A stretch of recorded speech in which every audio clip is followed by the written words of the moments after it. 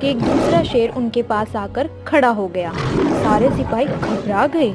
जैसे ही उन पर हमला करने के लिए वो कूदा, वैसे ही उसकी गर्दन पर एक हंसिए से हमला हुआ और वह शेर वहीं पर ढेर हो गया। सबने हमला करने वाले की तरफ देखा।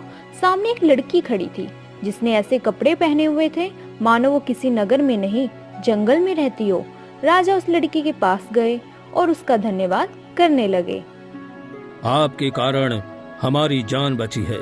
हम आपकी बहादुरी से बहुत प्रसन्न हैं। क्या नाम है आपका? मेरा नाम चीकू है महाराज। चीकू कोई आम लड़की नहीं लग रही थी। उसके चेहरे पर तेज था और आवाज में खनक थी।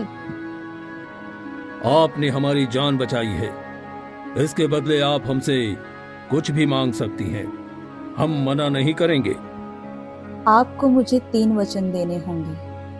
बोलिए, मंजूर है तो मैं मांगने के लिए तैयार हूँ। ठीक है, मैं वचन देता हूँ, मांगिए।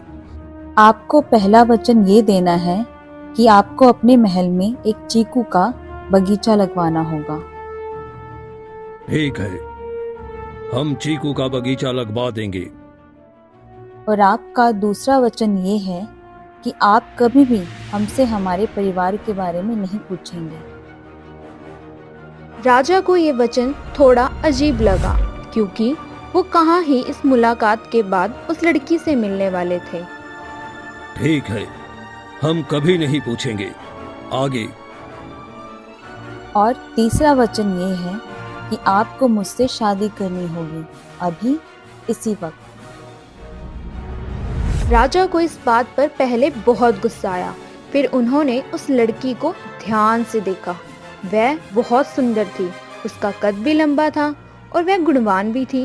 राजा ने ये सोचा कि इस लड़की से शादी करने में कोई बुराई नहीं है। ठीक है, हम तुमसे अभी इसी समय विवाह करेंगे। जब राजा ने सिपाहियों से विवाह का प्रबंध करने को कहा तो वह हैरान रह गए क्योंकि उन्हें वो लड़की एकदम साधारण सी और छोटे कद की दिख रही थी। उन्हें समझ नहीं आया कि राजा ऐसा क्यों कर रहे हैं।